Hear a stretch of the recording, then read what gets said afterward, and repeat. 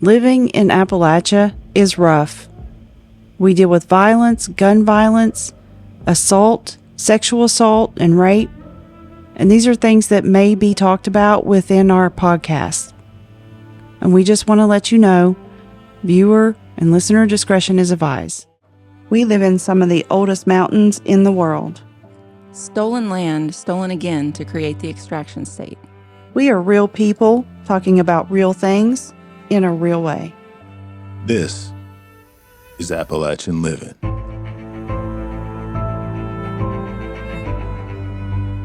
Welcome to Appalachian Livin podcast. This is Elise. Hello, I'm Lindsay, and we have our producer always, old Tommy Boy. Howdy. And today is a very special day, and I'm going to let Elise introduce our guest today. Our guest is someone I consider a very good friend of mine who has worked a lot on really great stuff in West Virginia, the one and only Rusty Williams. And I am so glad you were able to join us. I think you might be our first actual guest on our podcast by definition. Because Isabel did our first podcast, but she was she interviewed us to kind of lay the basis for who we were. It was a good conversation. And then as far as someone we've invited to come on and talk, you're number one. And so. I just read in our description that I had put that we'll have a guest on every time. I'm going to have to fix that. I'll be your guest. We'll strive to have We've a always guest. had Tom, and Ricky is That's always right. close by. Ricky is always a guest. So Always. So folks know about us. Rusty, you want to introduce yourself and just tell us what you'd like us to know about you to get kicked off here? Sure. Well, first of all, I didn't know I was the first guest. That's pretty badass. I want to say thank you for coming on, too. I really appreciate it. Hey, thanks for the invite. When I got the text message from Elise talking about the podcast and all that, and she's like, hey, do you want to come on? I'm like, yeah, I don't need to think about this for 2 seconds. Let's do it. Let's talk some shit. Yes. We've been talking shit for a long time. So I have too. I'm so glad we found each other. Yeah, I think the only thing that was missing was a set of microphones and some headphones. But we've been World, you better watch talking out. this stuff for a long, long time. So And we're saying the same things. I think that's important to note that we talk about our frustrations and we talk about our situations, and we have so many things in common, and it resonates so deeply with each other. And you all have a very different story, a shared story than I have with any of you. And that's what is great about what we're doing here is we're not only finding like unique voices, but connecting the commonalities across our age group in this particular place. Yeah, for sure. So where are you from? Where do you consider yourself from? I am from the vast metropolis, otherwise known as Nitro, West Virginia. All right. Where's Nitro? It's just kind of it's off north of Charleston. Charleston. Yeah, about 15 miles past Charleston. Randy Moss, Jason Williams country, right? No, they're on the other side of Charleston. Although I did grow up in that same time period. I got to watch them both. They played at Nitro. You're thinking of Bill. Yeah, they actually. I thought they played at Nitro. My bad. No, they were at Rand. They played Nitro. It was really fun watching them kick the shit out of Nitro every time. Yeah, for sure. The wildest thing, I'm not really a sports guy, but I remember watching Randy Moss when I was in high school, and that dude was so fast it looked like he could have just stopped and waited on the team to catch up and then took off again and still smoked everybody. We saw him at Marshall. Yeah, we were on a high school field trip. We went to school together. We went to school together, but we never spoke to each other during high school. I was a sophomore. He was a senior. And now you're together. Yes. Yeah. I feel like there should be a podcast episode talking about how Dude, that our was relationship is sorted out. an entire podcast. Well, she kept giving me the eye, We're in the yearbook together. Yeah. I'm sitting above him over, and then he's like right over there. And I kept looking in the yearbook together. Yeah, I kept looking back, and this beautiful woman with these deep, bright blue eyes just kept smiling at me. And I was like, maybe I should talk to that girl. And I was very self-conscious at the time. I didn't have the confidence to just go up to, He was hanging out with a bunch of guys going, Rudy. Well, Rudy. they had blown out whoever it was. I think Appy State or somebody. No, it was Chattanooga. East Tennessee, It was something like Chattanooga. that. Yeah. And they would just blew them out, right? Chad Pennington and Randy Moss, and he caught It really wasn't a 9 game. touchdowns. right? And so we were like, just put Rudy in, right? Let's see what Rudy's going to do. And it wasn't you know, entertaining after a while. We had to entertain ourselves Right. because he was just, I mean, it was crazy to watch. It really was. It looked like a grown man was playing against fifth graders. Every single time.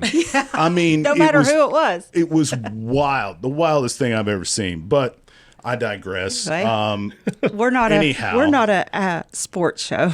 No, by the way. we're not. I but mean, my it's just- husband likes sports, so we'll throw that in there every once in a while. I Well, we've used had some to. pretty astonishing sports We figures do. come out of these hills, and so Sure. every now and then you get a rock star, amazing superstar sports person. Randy Moss was one of those folks who Yep. really just Changed the had game. superhuman ability on that field. Yeah. I am from Wyoming County, from Pineville, and we had Kurt Warner growing up. Nice. You know, I remember my grandfather talking very fondly about growing up around Jerry West. So Jerry West, yep. yeah, it's pretty wild. Generations. When people look at West Virginia, they don't think of this place as like churning out athletes or celebrities Or or even, whatever. yeah, but it turns stars. out not only do we churn them out, but we turn out some of the best that's ever played the damn game. Yeah. Not only that, but when you think about actors and like Don Knotts and Kathy Mattea and musicians and actors who come here, you know, we got some chops, man. We got some chops. And, Yeah. and I would count Rusty among some of those superstars. Oh, no, see now Personally, in my opinion. you're way overselling it. So tell us a little bit about your background. Like, what was your childhood like?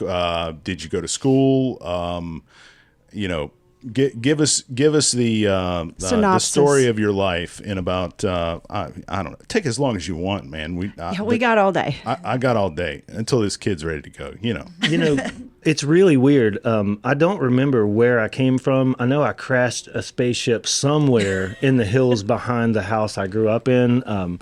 I've been trying to locate it now for the last 46 years so I could, you know, get off of this crazy spinning space Good luck. rock that we're all stuck on right As now. soon, as soon as we're done here, I'll go help you.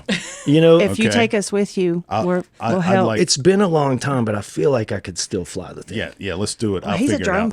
pilot. Listen, we're good. If it's got buttons and you can operate it, I can figure it out. We are He's golden. like then. he's like Will Smith in Independence Day. You Yeah. know, just turn the paper around. He's like, all right, it's backwards. I We're got golden it. Yeah. It's then. fine. We can get off of this space rock today. I love Exactly. it. Let's do it. Let's go. No, First and last guest on our podcast. Like it's like, thank you, we're out. Hope you enjoy the broadcast. they didn't find the spaceship. I wonder, There could, will be signs. They won't tell anybody, but there will be signs. could we post to the internet from the spaceship? I wonder. Like I haven't Oh, been yeah. on it I in feel like 46 we years, would be but I feel closer like to the satellites. Yeah, once we get up we'd there. have to hook into SpaceX though. We'd have to talk to Elon. Oh, well, Elise is I'm probably doing a terrible regretting. job of keeping us on task. deals Elise- out on that. Like Elise- I'm not messing with any of Elon's bootlicking shenanigans. So I'm out on that. No internet connection. We'll just have to. We'll just fly blind. We're stuck here in West Virginia. No. So, given that, Are you regretting introducing me? not at all. I think this might be what the world needs. we've Actually, been Exactly. 4 minutes, 5 minutes in, and it's already gone off. Yeah, We're that's aliens. fine. This is how we do it. Yeah, we don't script. So, yes, continue, sir. No, I mean, my childhood was pretty boring, to be honest with you. I was raised in a single parent household. My mom worked her ass off to make sure that me and my younger sister had everything we needed, and you know, made sure that with the resources she had available, she did everything she could to make sure that, you know, we didn't go without anything. And Right. That's a good mom. yeah, I mean, I feel like you couldn't design a better mom on a computer, right? Like Yeah. if you had, my mom really, she put on a master class on how to raise kids in an economically depressed state like West Virginia, right? She really did work her ass off to make sure that we had everything we needed and that we never knew how broke we really were, right? Yeah. Right. But you know, I spent most of my time as a kid on a skateboard. That was all I really cared about when I was growing up. I got that vibe from you. Yeah, you know, I used to hang out with skaters back in the day, right? I never had the balance for it. I tried it for 2 weeks and I fell so many times that I was like, this is not for me. But He was the kid Yeah. on the bike next to the Right. skateboarders. Hey, you know, trying to hang out. we were all chilling together. Hey, that was, whatever. we're all part of the same tribe when it comes to that. But I really started paying attention to politics and just the way things are in the world.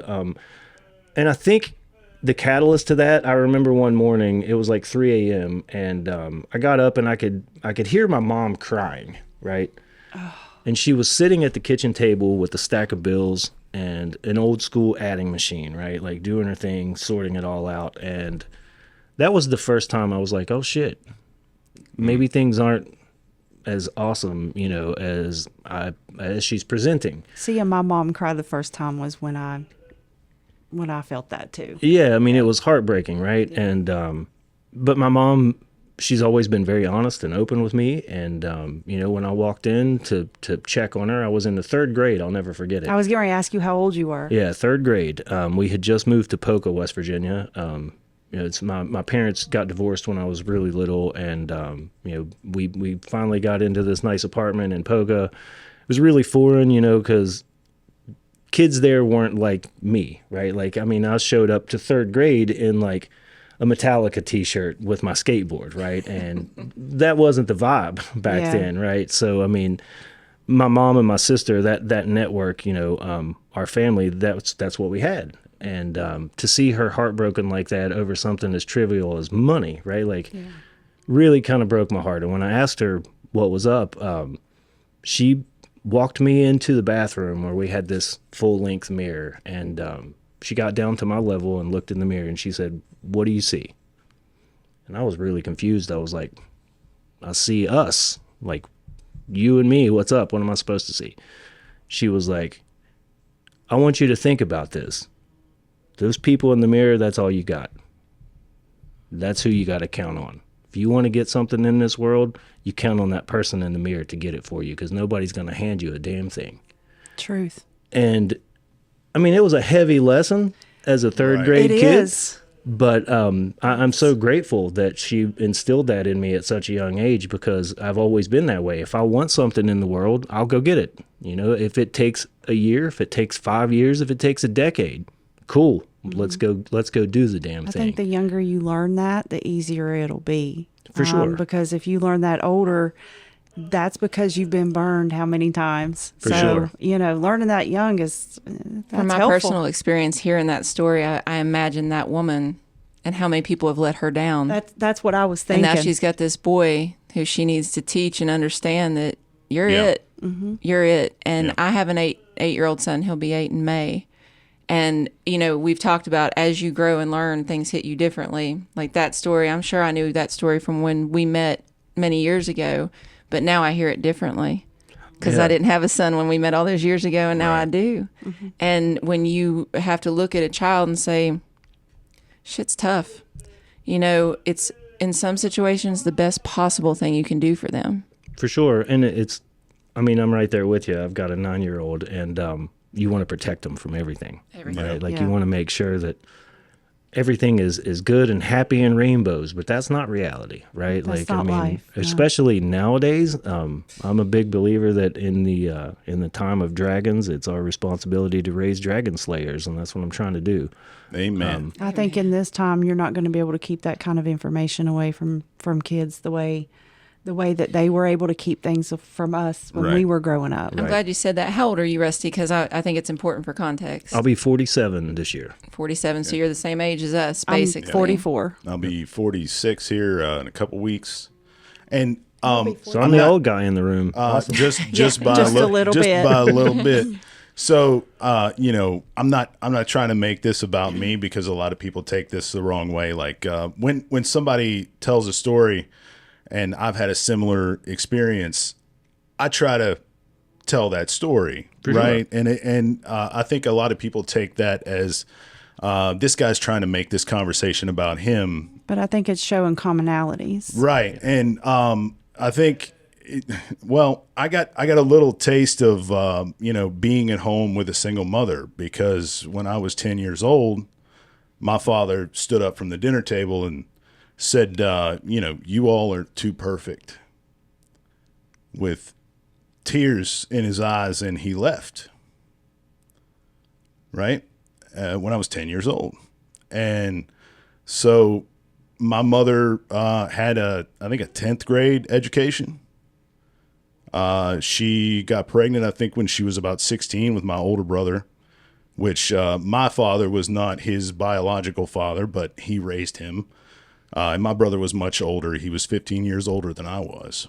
And so when he left, right, we had a successful, from the outset, a successful muffler business. My dad ran it, and my mom did the books and was the, like the secretary, did all the, answer the phones and that kind of thing, right? So, yeah. And so he got up and left, and she went to work at Hardee's making biscuits, trying to, pay the bills and keep things up. So I know very well what that feels like. And he did wander on back when I was about 13. I was about 12 and a half when he wandered back. And then we moved from Buchanan up in Upshur County, which was where his business was. Before that, he was a coal miner. And so when he came back and they remarried, we moved to Pineville in Wyoming County. Which is where I'm from. And if you've ever been to Buchanan, okay. And then been to Pineville. And then been to Pineville. It's like going from, Earth to Mars, right? It's a culture shock. It was a culture shock. And I went from being the poor kid in the class, from being the rich kid in the class. And, I had like the skater do where you had like the long and the top, flannels, and I wore the flannels and the band t-shirts and, all of that. And all of a sudden there's these, mountain boys all around me. And it was a whole different experience. Right. So you're telling your story and I'm like, man, I know about all of that. Did you have to learn to fight the same way? Well, I had to learn to fight before then because I was always the weird kid, right? This didn't just happen here. He didn't become weird when he met me. He was weird before that. I'm way weirder than she is. I just look like I'm normal, right? Once I start talking and you start to meet me, you're like, this dude is nuts. Can confirm. All the best people are. So, yeah, and I agree. So, I get picked on in school, and, luckily I come from a long line of, rednecks, and I say that in the minor, in the real redneck context, way, right? And my brother, who was 15 years older than I was, he boxed Golden Gloves down in Oak Hill when he was a young man. And he taught me, boxing, and my dad taught me a few dirty tricks, and I took care of myself. But yeah, I had to fight a couple of guys, and down there you punch one of them in the face, and they kind of go down. Yeah, the rest of them kind of leave you alone. 100%. It's kind of like, the first day you go in jail, you got to beat up the bad guy, the biggest guy there, so everybody leaves you alone. That's the way it is because they're all. Yeah. That's interesting to hear because I grew up in Summers County schools, which is kind of like West Virginia light. We had our issues, right? But Summers County generally, we're not in the coal fields. We were more of a touristy area, right? But I always encountered, like, when I just stood up and was like, okay, if I'm going to get my ass whipped right now, I'm going to get it whipped. But when I showed up and was just like, all right, what? Usually that was enough, right? Like, I never got in fights, but I showed up, and I was ready. And so I feel like that resonates with me. Like, sometimes you just have to knock somebody down. Sometimes and be you just got to stand up and be like, I'm not the one. I'll go 10 toes with you. And then they'll be like, no, Yep. all right. I feel like that's a very Appalachian way to look at the world too.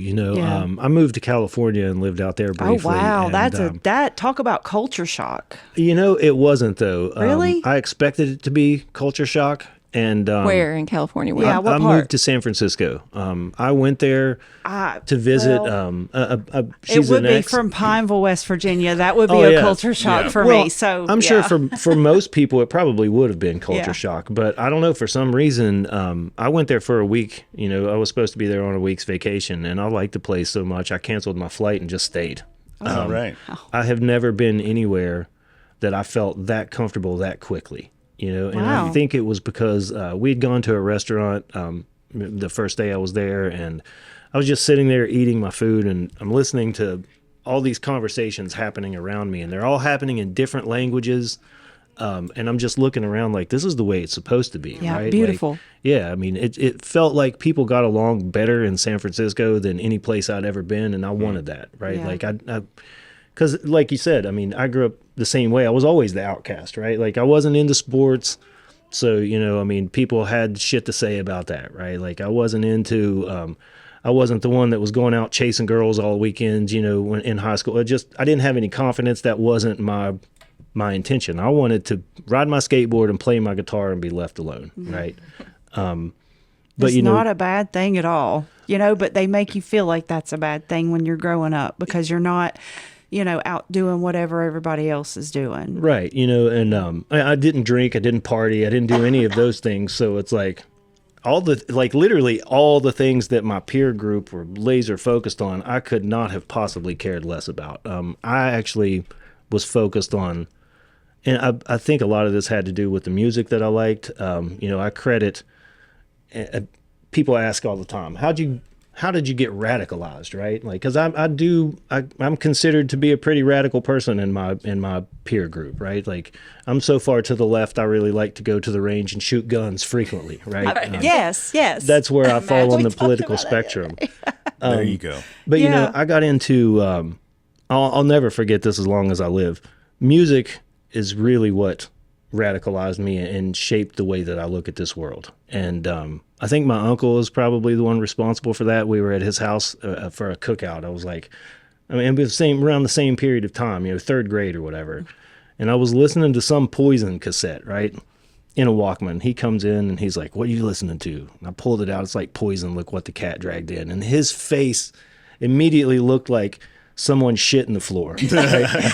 He was just like, "What are you like?" That's disappointing. Yeah, he was like, I "You're gotta teach listening this to kid this." something. Yeah, he's like, "You're listening to this on purpose?" And I'm like, "Yeah, man, this is the jam, right?" And he put the cassette up on the stereo and hit rewind on the cassette deck. And when finished, he took a tape out and put it in my Walkman. He was like, "Come find me in an hour and let me know what you think." And it was Black. Oh, it was Black Sabbath. We Okay. sold our soul for rock and roll. All right. And I was done. As soon as I heard this, I was like, "Oh shit, okay, this is my vibe right here," which led me into other bands like Metallica but I got into Anthrax, right? Anthrax had some really, really socially relevant lyrics that I think people missed, right? Like, I mean, they get credit for being this thrash band or whatever, but the things that Joey Belladonna was saying, I didn't even fully understand when I was a kid, but I knew it meant something, right? Like, I was like, this is, he was talking about, sexism in America and racism in America and things like that my little third grade brain was blown. Well, that led me into, as a teenager, I remember I was sitting up one night watching 120 Minutes. You remember that show on MTV? And they played the world premiere video for Rage Against the Machine, Freedom. And that changed my entire life. It really did. The whole video is detailing, and it's not just them playing, right? Like it's telling the story about Leonard Peltier and how he ended up in jail. And that just woke me up. I started learning about Leonard Peltier, learning about Mumia Abu-Jamal and all of these, political prisoners. And I was like, wow, this country's kind of fucked, right? Like, Yeah. What can we do to sort this out? And while my friends were focused on, hey, I'm going to go talk to this girl, I'm like, I'm going to Columbus this weekend and meeting up with the anti-racist action, and we're going to see what kind of drama we can start, right? Do you see Yeah. now why I consider Rusty like a political soulmate? Like, Because I was one of those people that was just worried about getting high. And I mean, My whole 20s, I beat the hell out of my body, and I think that also is it's a common thing here I'm a firm believer just in the advocacy work that I've done. There's a false narrative in West Virginia, right? Like we hear a lot about an opioid epidemic, which we do have, but that's only a very small piece of that conversation. Like we have an addiction epidemic here, Yes. right? Like some of the highest binge drinking rates, some of the highest tobacco use rates. Like Addiction is not just opiates. no, I live less than 3 miles from here, and I'll pass a handful of gambling spots on my way to the house, right? Like, I mean, addiction is an issue here, but I feel like that's the plight of the economically depressed people. You course. keep people in such financial dire straits that every waking moment is focused on keeping a roof over your head and food in the refrigerator. Right. You're going to reach out for whatever it is that makes you feel Gotta better. get that dopamine somehow. Yeah, Fill your exactly. cup with whatever bitter brew you're Whatever Drinking. bitter Right. brew you're Exactly. drinking. So- Yep. And it's generational trauma at the 100%. same time, Yeah. right? This entire state has been through so much trauma, and it perpetuates, right? If your father was a drinker and you know took some drugs, then you're more likely to be a drinker or a drugger, and it's passed from generation to generation, and that lifestyle, right, is a part of our identity. It is. And, you know, that's a part, actually, you know, when you were sharing the story there about when your dad left, similar story, right? On my 8th birthday, Dad came home. I don't know where the fuck he was earlier that day, but I know my mom was literally pulling out the birthday cake from the oven, right? I've got a handful of friends in the front yard, right? Like I had friends over for a sleepover. And my dad came in and took his wedding ring off and threw it on the kitchen table. And he told my mom, Birthday. like literally, I was 2 feet away. He's like, I don't love you anymore. I'm out. And he fucked off, right? So, Wow. and I didn't realize it at the time. I was just upset and pissed off that had just happened, especially on my birthday, right? Yeah. Like but my mom, she put that game face on, and she made sure that, you know, none of those kids knew. What a warrior. Yeah, I mean, my mom's a gangster. Like, Is and your mother she- still alive? Yeah, hell yeah. She'll I listen to would this love podcast. I would and love love it, won't she? Yeah, she'll Shout love out to it. Rusty's mom. Yes. You're the MVP. Okay? Absolutely. She really is. She really is. You know, so many times we could sit Rusty's here mom. and talk for an hour girl. about my mom, right? Like, because I mean, Oh. it's so many times when she could have just washed her hands with it, right? Like, I mean, she could have just given up and jumped on government assistance and said, you know, this is my life. Mom wasn't about that. She was like, I mean, and I'm not saying that we didn't. We used whatever we needed at the time, right? Sure. But my mom was always the kind of person that if you find yourself in a hole, number one, stop digging.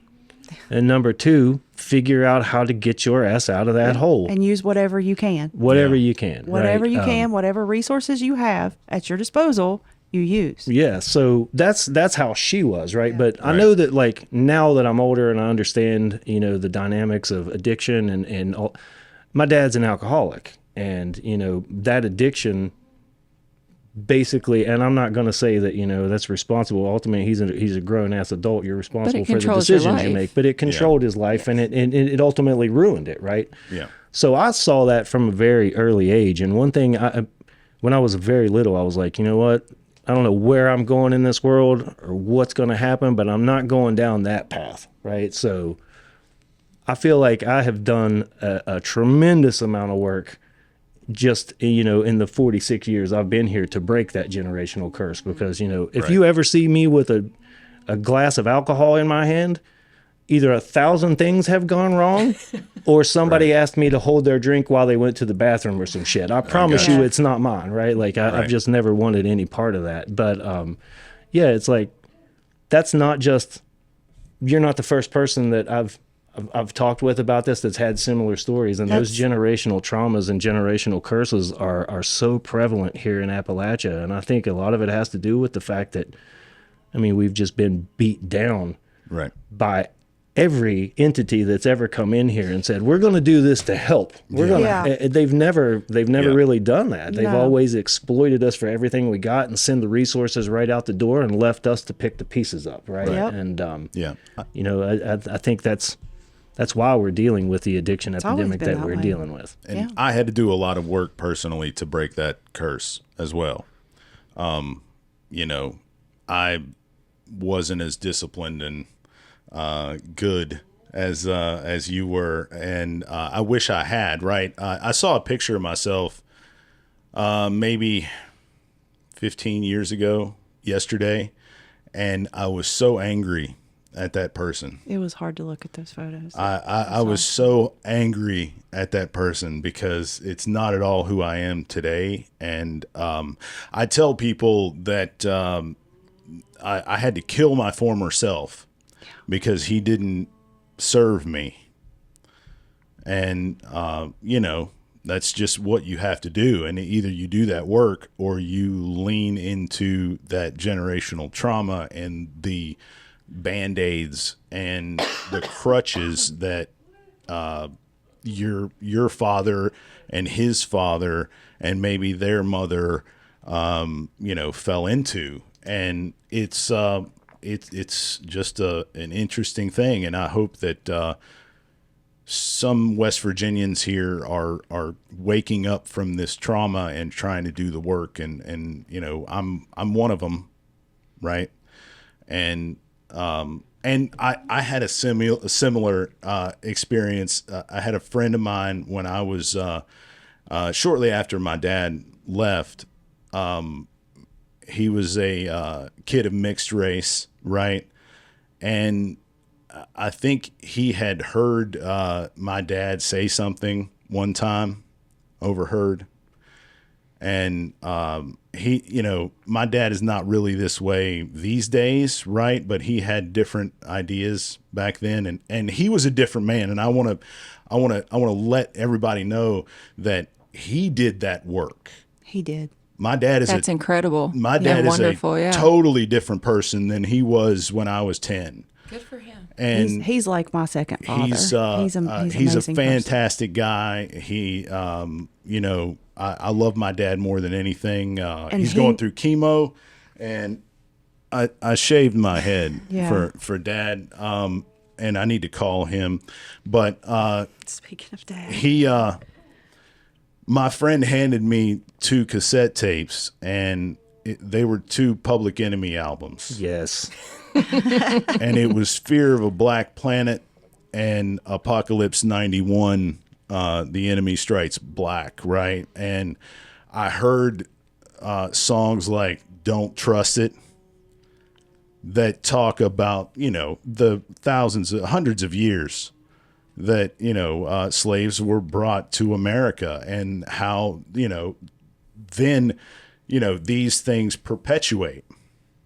Right. And I identified with that despite being a little white boy. Right. Because of things that have happened to us generationally here in this state. And I'm not minimizing and listen, it wasn't slavery. Right. But the thought of being oppressed, I knew about that. Mm-hmm. For sure. And, you know, because my mother came from the Kingston coal camp. My dad was born in Scarborough. And so they both came up through the coal camp system and, you know, paid for their lunches and script and, you know, those kind of things. Right. So I made those connections, and I said, those people are no different than I am. And that was the first time that I realized, you know, that we are all brothers and sisters here on this earth, and we are no different than anybody else.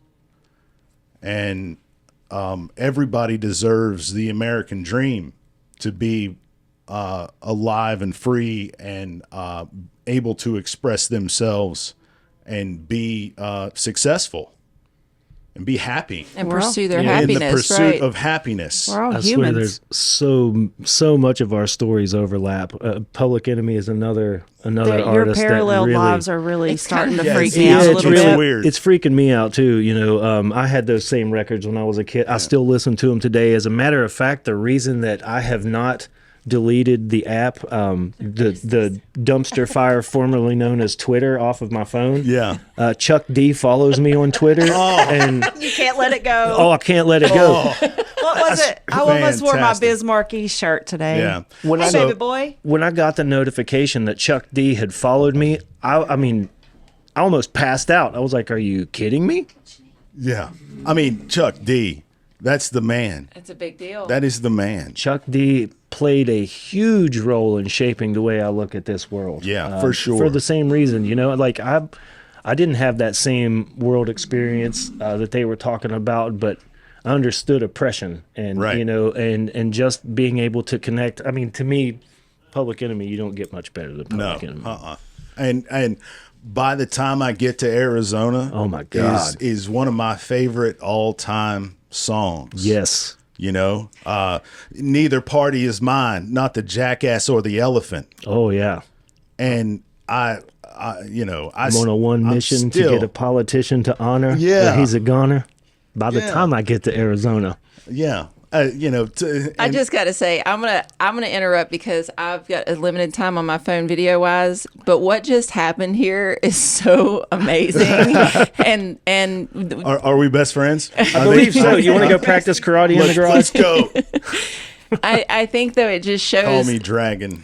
it's kind of the reason we're doing this is to show that like when you talk to each other in our communities, like when you Right. actually sit down and start telling your stories, all of a sudden we're like this, right? Like we are Yeah. like We have the same stories. we have the common stories and the common backgrounds. Now your all's is a little weirder than most Yeah. The because parallels are a little Yeah. off, It's a very little strange. odd, a little freaking me out. Yeah. But the stories of oppression, Rusty and I touched on this a little bit when we had some one-on-one time while we were getting the other stuff set up, that, we are the descendants of those folks they bombed on Blair Mountain. We are the people who carry those stories. I was indoctrinated with the Union.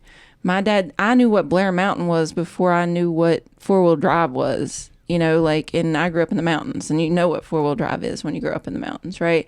But it was important for him to put that there in my mind and plant that and say, that's who we are. That's where we come from. That's such an important part of our story. And then you hear these men who have grown up in this environment, and music and art is what blows their world wide open. And all of a sudden, that's what connects them to the people who made this and are telling the stories of their ancestors and their stories of oppression.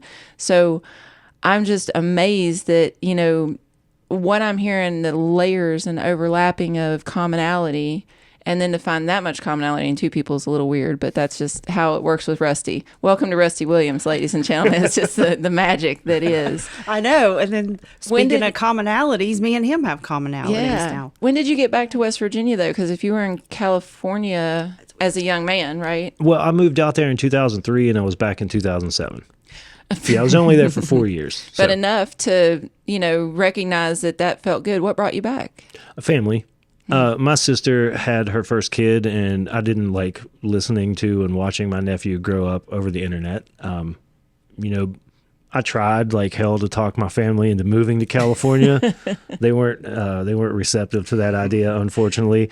Had they You mean they wouldn't just pick up their whole lives just to no, most people are way too chicken shit I to mean- do that. But I'm telling rude. you, I really feel I'm just like playing. I Rusty's feel mom, like you're that's amazing. something everybody should do at least once. Just sell all your shit and pack up and go somewhere else. We I moved. Where really you're a think that, stranger, right? yeah. Well, I mean, I think that it goes. I didn't have those hang-ups, right? Like I'm very fortunate. I grew up in a house where homophobia was not acceptable. Sexism was not acceptable. Mom wasn't going to let any of that shit fly. My mother was the same. My mom which was, like a lot of the reason why I am the way I am. Now. My father was a little different, but again, not the same man.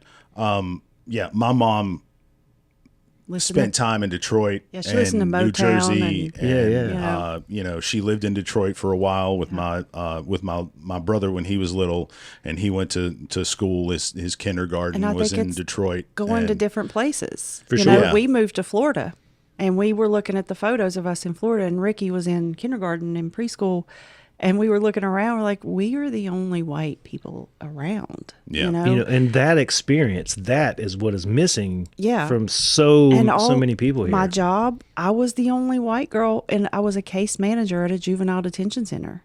There was maybe 2 white kids. Now, let me tell you, the white kid was the one that choked out the therapist, stole her keys in her car, and because I when I came to work the next day, I had to get completely searched to make sure the kid wasn't in my car. You know, I'll just say that. I can get real philosophical on all this shit. Yeah. You know, But, you know, I think having that experience of being the minority is helpful for someone to grow as a person. well, it's easy to, you know, to form prejudice or to buy into stereotypes when you've never had to sit down and have a face-to-face conversation with whatever the marginalized group it is that you're focused on. Right. Yeah.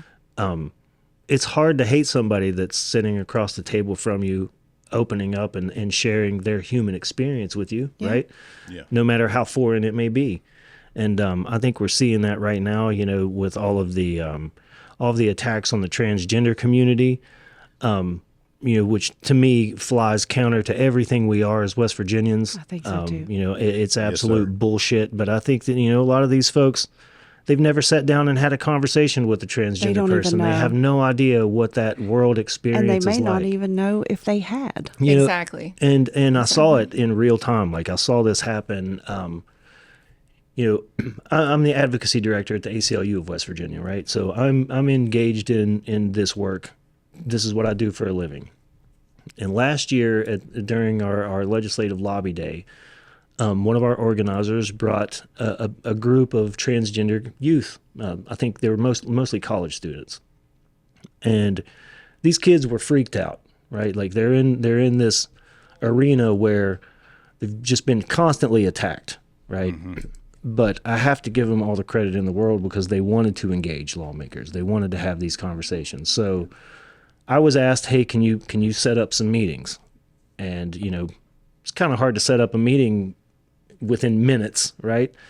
But we were fortunate to get an audience with the the then chair of the Senate Judiciary Committee.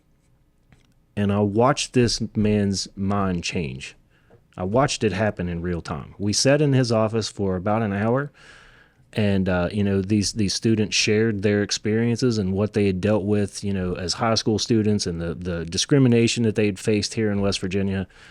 And he was tearing up, and he straight up said, every lawmaker in this building needs to hear from you. Yeah. Everyone in here needs to hear your experience. And this man came out the very next day and introduced a bill to add gender orientation and sexual identity to the Human Rights Act, right? Like it took one conversation. Yeah. One conversation. face-to-face conversation. Yeah. And I think that that's what's missing in today's political discourse, right? Like, I know we talked about sports earlier. This may be the most controversial statement I say on the podcast. It pisses a lot of people off. But I think our obsession with sports is really fucking up the way we conduct life. Can I get an amen? You know, it's like when you're in school, right? Like, well, like Nitro and St. Albans, right? That was the rivalry. Well, fuck St. Albans. We're going to kill St. Albans, right? Like, that's the enemy. No, that was just a bunch of kids playing football. Right. Right? Like, that's all it is. Yeah. And then, you know, it gets to college, WVU, Pitt, you know, fuck Pitt, blah, blah. No, again, that's a bunch of kids playing Right. football, playing a game that doesn't mean shit. And not even Not from really. Pittsburgh. Yeah, it means nothing in the grand scheme of things. but WVU people- is a bunch of kids from New Jersey and Florida. Yeah, exactly. Ain't none of them from West Virginia. Not a whole bunch. No. That's true. But that focus on my team versus your team, you know, Winner, you're the enemy, loser. Which winner, side are you loser. on? It's all that horse shit Yeah. that, you know, it really fucks up the way we talk to each other because, Yeah. you know, I watch it happen. Again, I'll be 47 this year. I've been following politics since I was about 10. And I remember vividly a time when you could get the most left-leaning politician and the most right-leaning politician to sit down at a table, find common ground. Neither one of them are going to leave happy, Right. but they could find common ground to push, you know, some sort of real-world solution to hopefully, you know, make whatever the issue was better for everyone, right? Now, it's so fucking toxic that, you know, if this leftist has a great idea that's going to make things better for everyone. Well, the right, we can't support it because it came from this Simply crazy because, fucker, right. right? Like, and nothing gets done. So frustrating to even. And even as recently as 10 years ago in the legislature with things like forced pooling bills, and, I had personal experience, we had a coalition of people that was everybody from Tea Partiers to union Boilermakers. And when we sat down, I would say, we can only talk about one issue at this table because there's only one issue we're here to discuss. But that coalition was very successful because they focused on the thing that they had in common, and they all cared very deeply about your own property, your personal property rights and real property rights in this state. And when they focused on it, they were hugely successful in what they did. But somebody has to I had to frame that for them out of the gate and say, we can't get bogged down in our disagreements. They don't matter. Right. They don't matter right now. What matters is the thing that matters, and we need to focus on it. But I agree, and amen from me too, that this sports and there's not a sense now that we come home from the game and decompress and no, we come home and think about the next game and how to do it, harder and better next time and how to win next time. There's not that isn't the pastime anymore. For a lot of kids, those sports events are their career. They're hoping that their ticket out is as a Randy Moss or as a Michael Vick or as a, some rock star that's going to come in and, do amazing things on the field or on the basketball court or on the baseball field. And that's another big issue I see is, if you don't want to go into the military in this state, which a number of our youth do for both educational purposes, travel purposes, career purposes, sports is the other thing. They want their teams. Marshall and WVU are big sports teams. They're nationwide recognizable sports teams, right? What other options are there for us here besides mine and coal? And the reality is if you look generationally, a lot of our generation fell out because of what happened in the late 90s and early 2000s. Their kids are impacted, their parents are impacted, and they had to ship in a lot of out-of-state workers to take the jobs that would be here for the people our age who would otherwise be working. Mm-hmm. And so there are so many layered dynamics that go to this, but sports and how we engage and how we value sports over other things is a really important part of this conversation. And don't get me wrong. I mean, high school football is a lifeblood for a lot of people around here. It means a lot. It's entertainment. It's fun, and it gives the kids something to do. Keeps them out of drugs. I totally agree with that. Nobody's saying anything is wrong with sports. Sure. And I come in the comments if you want to. But nobody's hating on sports. My kid was in the Special Olympics, so and won gold medal. We might add. Up, okay. I'm just saying that we put way too much emphasis on it, and my kid has special needs, and we've never had those kind of experiences. I'm not a soccer mom, right? I'm a special needs mom. We go to therapies. We don't go to practice. But he did the Special Olympics. But as a parent, going to practice, going to the games, doing this, it's a lot. It's a lot for the parents. Mm-hmm. And then they had Wyoming County. We didn't even mention this, but Wyoming County, both of their high schools were in the playoffs. And so they canceled school. Like, we hadn't had school from the floods. Like, since Christmas, we've barely been to school. But both high schools are in the playoff. So the whole county just, didn't go to school. Can you imagine the whole county engaging on any other issue? Right. I was just going to say, any other issue. What would happen if the entire county showed up at the legislature and said, we're not leaving this building until every single resident of McDowell County has clean water falling from their tap. Right? I mean, I really wish it would happen that way, because I have been down there in Wyoming County at Indian Creek saying, this water's poison. This water stinks. This water is killing people. And people in the community are like, y'all are crazy. This isn't true. They're just blah, blah, blah. I'm like, why? Come with me, because you can see it in the creek. You can smell it. It's priorities. You're gaslighting me and telling me that I am wrong, and I am not wrong. And I don't know how many people have told me, you're wrong. bitch, I'm not. Right. I'm not. And so any of y'all that have told me I'm wrong, I'm not. And I'm just going to throw that out there because I think I'm in a room full of people that can back me up on that. For Well, sure. If you think she's wrong, come on down. Come on down. I Yeah, mean, come see you it. are more than welcome I'll- to come and hang out with me, and I'll Yeah. show you anything that you want to see. I'll bring you down to Indian Creek, and we'll see the poison water coming out of the ground.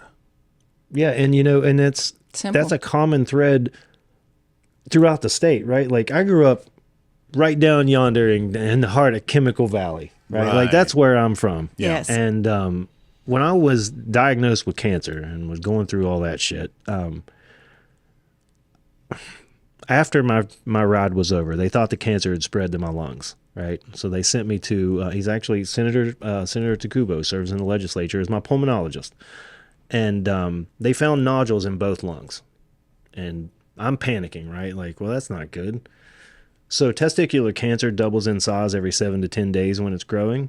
So they found them. They were like, we're going to give you 2 weeks, and then we want you to come back in. We're going to scan you again.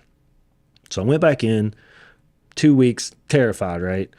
They scanned me. Nodules look exactly the same as they did on the first scan, right?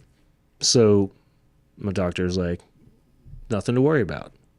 Again, I was diagnosed with obsessive compulsive disorder when I was a kid. You can't just tell me, hey, you got nodules in your lungs, but it's nothing to worry about. But you're okay. Yeah. Yeah, I'm like, no, I need to see all the fucking data that shows me why I shouldn't worry about this because Yeah. I'm a little worried. I right? am too. I need to know all the information. What is Yeah. it? Where'd it come from? How'd it get there? Well, he said, and it was very matter of fact, he said, Rusty, you grew up in Nitro? I said, yes, sir. He said, if I did scans on 100 lifelong residents of Nitro, I'm going to find nodules in 88 of them. Oh my God. He said, that's just the reality, right? Well, for a little more context, the garden, our family garden, right? Like I used to love tending the garden with my grandpa when I was a kid. Like I loved grabbing radishes right out of the ground, dipping them in a cup of water and just smashing them, right? Like the radishes never made it into the house because I'd eat them all in the fucking field. So they're building it's now the Robert C. Byrd boat launch in Nitro, right? That was about 100 yards from our family garden.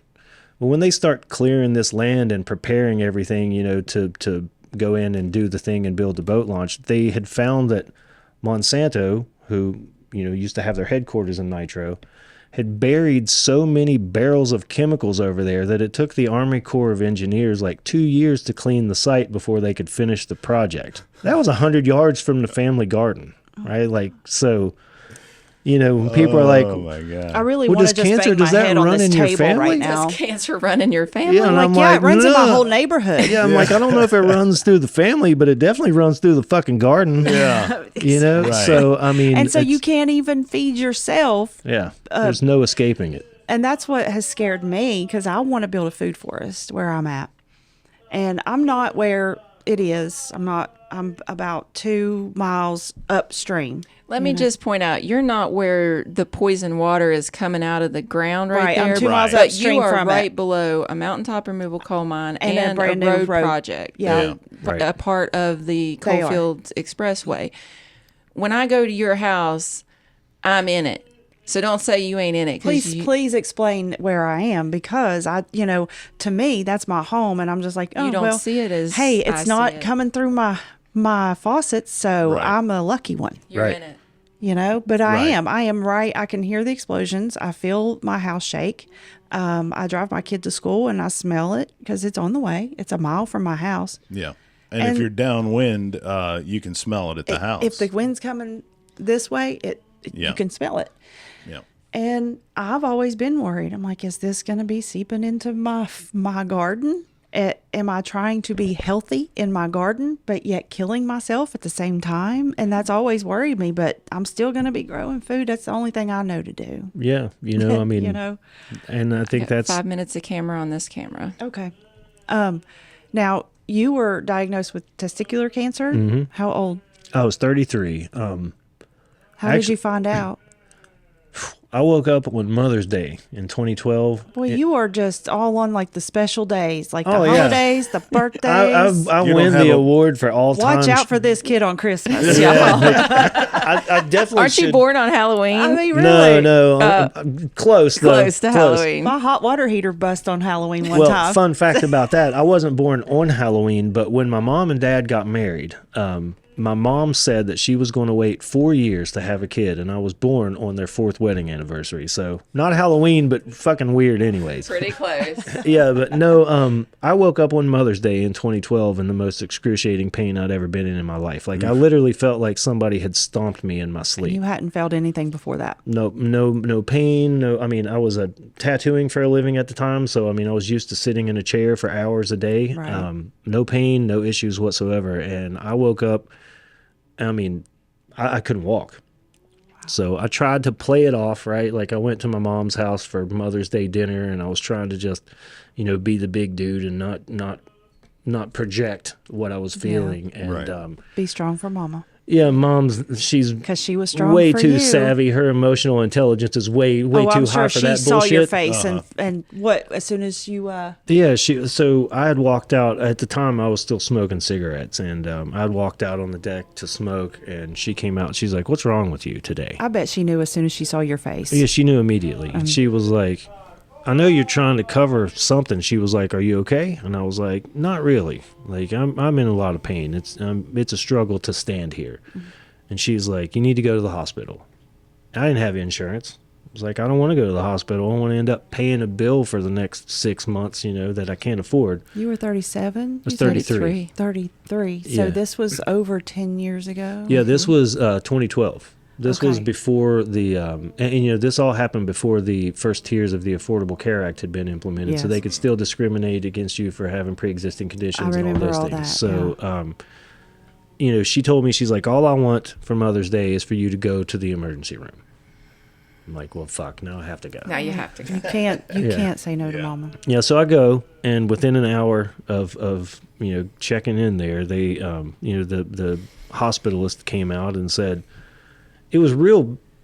Like, I mean, I felt like he was handing me a menu at Cracker Barrel or some shit. He was like, "Oh, Mr. Williams, I'm 99% sure you have testicular cancer. We're going to give you some pain meds, and you'll see a specialist sometime in the next 7 to 14 days. Have a good day." And then he fucked off, and I'm like, Wow, what a bedside manner. yeah, well, that's Man. it's pretty hard to shake me off of my resolve. I've always been that way my whole life. Like, I mean, hell, when the oncologist, because the next morning I got a call and they were like, "You need to come in today." Yeah. And they sent me to When they call you the next morning and say you need to come in, that's yes. So they sent me to the urologist, and he's like, "Mr. Williams, I don't know. There's no easy way to say this, but it's confirmed. You have testicular cancer, and it's bad." And the first thing out of my mouth, my mom's crying, right? And I'm like, "Well, that fucking sucks." And he sat back in the chair, and he's like, "That's all you have to say?" And I was like, "Well, it does. What else can you say? What do we do about it?" What right? is there a book that of instructions on How what I'm to supposed say to when respond? someone tells you that you have cancer? Yeah, exactly. I'm like, well, whatever. And he looked at my mom, who is broken at this moment. Oh, and my he's God. like, Gosh, I Yeah. can only imagine. yeah, and I'm calming her down. I'm like, "Mom, it's all good. Right. We'll get it sorted, right? But Like, Mama's, it's gonna be what it is." I'm but, okay with that if I have cancer, but my kid, I'll lose my shit. 100%. Yeah, 100%. I get And it. I understand that now. Yeah. I didn't have it. There were no kids in Yeah, my life. that and was- I didn't that was know. a long I was time like, ago, you yeah. know what? I'm good. We'll sort this Yeah. out. But he looked at my mom, and he's like, "Is he always like this?" She's like, "Pretty much." And he said, "Well, if you keep that attitude, you're going to be fine." Yeah, the attitude is a big thing. That's what they said to me. Well, then he's like, "You need emergency surgery. Like, I would like to do it." And I'll never forget this statement either. He said, "I'd like to do it immediately, but I'm not doing it this weekend because I have tickets to see Dave Matthews Band, and I'm not going to pass it up." And I'm just like, Have you ever been able to hear Dave Matthews Band again no, every the time same way? I couldn't hear it the first before then, but now I hear it, and I'm like, "Man, fuck that guy." Yeah. you, Dave Matthews. Yeah. Then they dumped shit in the river in Chicago. So yeah, fuck Dave Matthews. But anyways, that all happened. I don't think they'll ever sponsor this podcast. Then the next thing he's like, but we got to sort out, you don't have insurance. We got to sort out how you're going to pay for it. So they had literally just said, you need emergency surgery. It's bad. How you going to pay for it? Welcome to America. Yeah, the land of the fucking free, right? Yeah. So as So long as you can pay for it. yeah, at the time, they did a full body scan, and there was a tumor in my right testicle. That was it, right? So I spent 6 weeks fighting bureaucrats when I should have been fighting cancer, right? I got denied for Medicaid because I made too much money at the tattoo shop. I didn't make enough to afford insurance, but I made too much to get any help. Couldn't just do a self-pay and be like, I'll pay you $5 every month. I couldn't afford to do it. I mean, it was They wouldn't even let you do that. no, it was I had to get Probably tens of coverage. thousands of Yeah, it would've dollars been- to even get him into the surgery. Yeah. yeah. So And I guess they would want like A 1,000 surety or a guarantee or something. They to never sign half of it on. up front. they never even told me anything. Like they're like, no, you need to sort this out, and they gave me information for the Social Security Administration and the DHHR. Right. So Medicaid turns me down. I start the process again. They turn me down again. Start the process again. They turn me down a third time. So on the third time, and keep in mind, This is how long? it took about 6 weeks. Every step I took felt like I was getting kicked again. Every step. Like my oncologist And you're told me, thinking, And my this is- cancer is growing at every Yeah. time. And this every is the moment. balls, y'all. Yeah, this I know is- you ladies don't know what we're talking about here, but if you got pain in your balls, It's acute and that's intense. real. Yeah. they told me that the pain I experienced would have been the equivalent of being in labor with twins for 6 weeks. I Yeah, believe it. That's what they said. Now, see, I didn't have pain. I And wasn't you in pain. shared with me, and I hope you don't mind that I point out here that you considered suicide Oh, a number of 100%. times in those 6 weeks, and I think that struck me and stuck with me. That like the agony you're in is the agony you're in, and you're thinking about handling it yourself. If my mom would not have been here, oh yeah, after the first time they denied me, I would have checked myself out smooth. I mean, that's where my head was. And again, I can't put into words how much pain I was in. Right. Right. And I mean, it was I can't it was imagine awful. because So- I You're remember- seemingly out of options. oh yeah. If you don't understand, if you all have never not had insurance and had a life threatening disease or cancer or something like that, and you don't understand. You need emergency surgery, but you have to pay for it first, and it took over 6 weeks And- to get and- your and emergency surgery. And there's Well- seemingly nothing you can do, Nothing. right? Like, I mean, what You're are at you the going to mercy do? of whatever is out there. I mean, Die a painful death? Yep. That's that, or do I end it right here? And that's a rock and a hard place if I've ever heard one. And man, Well, I'll never forget this day either. The third day I got denied, the third time I got denied, right? I was told everything's in line, right? You got to take this form from the Social Security Administration to your doctor. When you turn this paperwork in, they'll give you they're going to schedule your surgery. You'll leave the hospital with the surgery date. And I'm like, oh, fuck yeah, finally, right? So I did. I jumped through all the hoops they asked me to jump through. And when I went to the doctor that day, I knocked on the little window and she opened it up. She's like, "Can I help you?" All bubbly. I'll never forget like the inflection. I can still hear the inflection in her voice. And I gave her the paperwork, told her who I was. She was like, "Thank you, honey," and she shut the window. So I'm standing there for a few seconds. I knock on it again and she opened it. She was like, "Do you need something else?" I was like, "Yeah, I was told that when this all gets processed that I'll have my surgery date. And I'm just curious, like, what's that timeline looking like?" She goes, "Can you pay for it?" And I'm like, "What, like with cash?" "No." She goes, "Honey, until you can pay for it, everything's been put on hold. But you have a nice day." And she shut the window in my face, right? Is there a word for that? Oh, it was a very steady nonchalance. Like nothing, I've never experienced anything like that before or since. But I'll Callous, Callous is a- inhumane. I mean, all of those things. All of them. I have one, but it's Yeah, very that's the vulgar. C word that's 4 letters long that Yes. it's in all of our heads See, that I'm not she going to got it. She picked it up. Oh no, I'm pretty thought- sure I said thought that it, before. You got it. Before I fucked off, I'm pretty sure I said that out loud. You I know said, isn't there a exactly word what for you're that? saying. Of course there's a word for that, and we can't say it. We're not going to. But Well, yeah. I thought maybe there was, you know, Do you have another? like No. a real like definition. Well, word Callous of- and inhumane. of, like when someone's like, you know, just so nice, telling you, you know, you're gonna die. Have a nice day. Well, when I went home and told my gangster mom about what So happened, then she's like, oh, she jumped on a phone call, and the word that you could use to apply to that little bitch was unemployed, because she did lose her job for that. Good. But wow. you know, I went home that day and I called a family meeting. Right, like it was just me and my mom and my stepdad and my sister, and I was like, "Look, y'all got 4 months." They told me I have 4 months to live. So that's what you got. I'm not pursuing this anymore. This is the 3rd time I've been denied. I'm not trying to fight bureaucrats anymore. Fuck these people. And I told him, I was like, I'm going to smoke as much weed as I can possibly smoke. I'm going to write as many metal songs as I can write. And I'm checking the fuck out of this place. Right?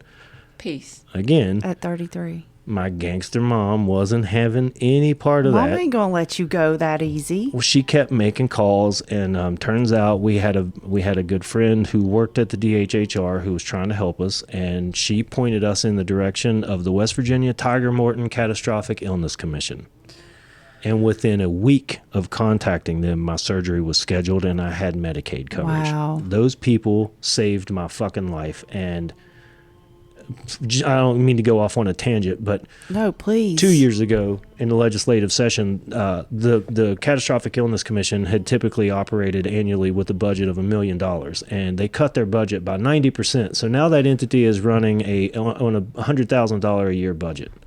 When we talk, Thank you for that information, because I think that's a follow-up. Given the nature of the toxicity of our environment and the nature, I mean, this is Monsanto's bill in my opinion, but I digress. Well, Monsanto also, my grandfather passed away from mesothelioma from working in Monsanto. So yeah, I feel like those fuckers should probably pay up a little bit. I think that's a really important point that, like, I don't think they understand the demand for catastrophic healthcare needs driven by industry in our state. And to cut that is like a further FU to everybody here who has to live in these places. One thing I will say, though, to that, there was a bill introduced 2 years ago to dissolve that commission. And as soon as I saw the bill come up on the bills to be introduced list, I called the sponsor and was like, hey, look, actually, life or I death. take that back. Yeah. It wasn't a call. I called and didn't get an answer. So I sent this email, right?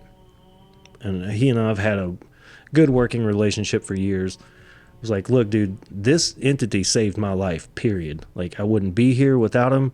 Not only should you, take this bill out of legislative action, but you need to fully fund them. Like, $1 million a year is not a high Saves enough operating lives. budget. Like, give them 10. That's nothing, right? Like, I mean, when they were talking about the COVID money, right? Like, I've tried to get some of that money allocated for the illness commission. That'd be fantastic, right? They said they that can't do that. No, they couldn't do it. Too many potholes to fill that. But when I asked for that bill to be pulled, he pulled it from legislative action that night. So, the commission still exists. They're You're still an doing advocate. their thing. Yes, that's what you do.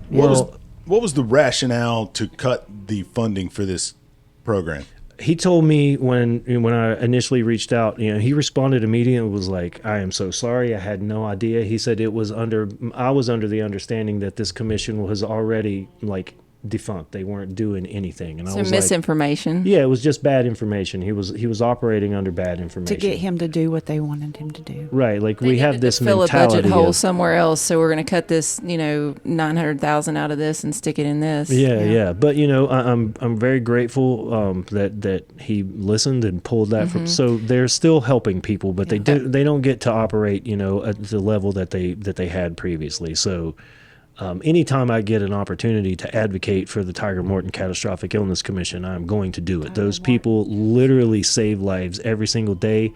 if you are watching this podcast and you're a philanthropist or you like to, donate money to good causes, I can't think of a better cause in West Virginia. They need the money. We'll add They are that link literally to- doing the work. Absolutely. to And maybe anywhere even we do can. invite somebody from there to come talk to us about it and, Yeah. and the types of issues. I can't imagine that cancer is the only thing that they have to deal with. I'm sure there are There's all a kinds number of of other catastrophic illnesses. Right. I think Sure. their mission statement is, and I'm sure I'm going to fuck it up, but it's something along the lines of, they exist to help terminally ill patients get the health care they need when all other avenues have been exhausted. They are literally the last line of defense some people have. They were for me. They were for you, How yes. many Yeah, I West mean, like- Virginians go through things like this, right? How many? Oh, that's the thing. Like I tell my story like it's some. No, this Right. is. This I talk to happens patients, every It's day. every day. Yeah. Every day. Yeah. And just the environmental issues, right, that West Virginians face is enough to make you angry. And then when your politicians cut a funding for a program that is helping people, like saving lives actively, And not just and you cut that funding, yeah. I'm Tom's really, really angry upset. about I can this. tell. I I can can tell tell by too. looking at Didn't his you face. know He that is so mad right I'm, now. but I'm how really would the- angry about this, and I knew nothing about this before. But it's just my mother died of cancer. She was a rock star. Okay, I wish Yes. your mom and my mom could hang out because, dude. Could listen to Public Enemy together. Oh, Bad bitches, man. She was more of the Wilson Pickett, at Motown kind of lady. I am here for and, that. And she would driving around in a big long white Cadillac with red leather interior, just blasting that Wilson Pickett. You know what I mean? That was my mama, and The she gangsters died. that these men came She- from, I oh, swear. Listen, Lindsay met my mom briefly a couple of Twice. times. She was real sick when I met her. But And, she yeah, was she- something else, man. Powerful. Yeah. Her presence was just powerful. And she was psychic. She was a full blown psychic, and would know things. Right? She told me once that I would have one son. I have a vasectomy, and my wife has had a full hysterectomy. I have, We only one son. We ain't getting no more. My mother met Lindsay, Yeah. and the next time she saw her, she said, "You're gonna marry my son." And you're gonna have a kid. And I'm like, well, chill, lady. We've been together like You're 6 "Wait, months. Can you back it down about Back up, 20% here? back I up. know I'm I'm just- fabulous. Look, but, I'm just here for a good time, honey. Yeah. He just took me to Florida. I'm Right. just having fun. And so she fought cancer for 7-8 years. Long time. And double mastectomy. They missed a part. It was on her rib, so it spread to her lungs, and she was a lifelong smoker until she was 40, 41, something like that. So her lungs were vulnerable, and so then it just and shot all through her everywhere. body, and so I've seen firsthand what catastrophic illness can do to a family and a person. And she was the linchpin of my family. And such a powerful, wonderful person, right? And for funding for things like that to just disappear because of whatever bullshit they made up. Well, you know Yeah. that I was able to get my cancer treatments through the Right. The Affordable Care Act. Affordable Care Act. And something told me the beginning of the year, because in January is when you can like re-up and you can change your plan. And something told me the beginning of that year, I was like, I'm going to change my plan. And I thought it was for Tom, because Tom had been having he said he was having some chest pains or whatever. And I'm like, we ain't getting no younger. I'm going to get the Cadillac version. And I was of this. overweight. So I And we used were to trying to get healthy. I used to weigh like 285 or something. But right? I re-upped when I did my insurance in January, I got the best kind that they had. And it was still only $200 a month with the health insurance and the dental. And I think what a lot of people don't understand is you still pay for that insurance. Yeah. For sure. It's not free. It's And not you Medicaid. pay your copays you pay your and your copays, premiums and all of and you these- still get medical bills. Yes. It's just you have insurance That you is pay- affordable. Which It's is affordable. That's the part that wears me out. You know, I've advocated for universal health care since I got sick. I wouldn't have had Yeah. cancer treatment because I was working at a small production company where they didn't offer health insurance. So, and we were both working there, and we didn't have a job where we had insurance, so we had to buy it through that. And I got the insurance because the year before that, the insurance was really crappy. I was like, oh, God, I'm changing it. And so that was in January, and I got diagnosed March 1st. Well, So something told me. So talk about being psychic, right? I am going to say this in front of the four of you because recent events lately that have led us to this table show that listen to your instincts. Always. Listen to your gut. Listen to, when you have that sense of I need to follow up on this, I need to do this as it pertains to your health care, as it pertains to your insurance plans. Like this is another aspect of our innate natural humanity that we've gotten away from. We know things. Yeah, We know things. your mountain witch grandmothers were correct. They were correct, right? They Like were. our granny witches in the woods knew things and Yeah. knew, and when you're tapped into people, and I'm hearing these sons who are very connected to their mothers, and you have a son that we've had different discussions about how connected you are to your son.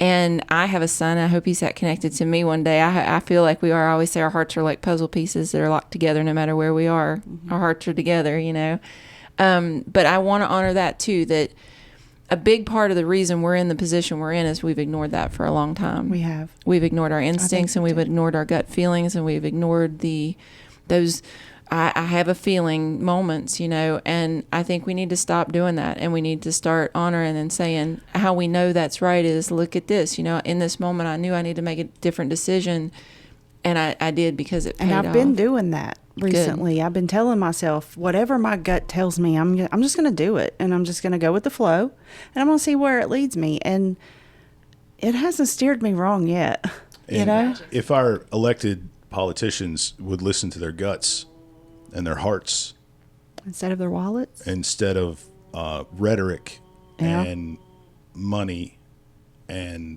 whatever else influence they have on them, I think it would be a better world.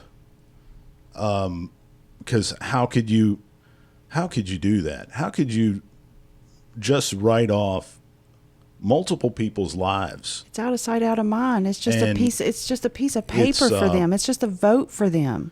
I'm a firm believer that capitalism is the cancer.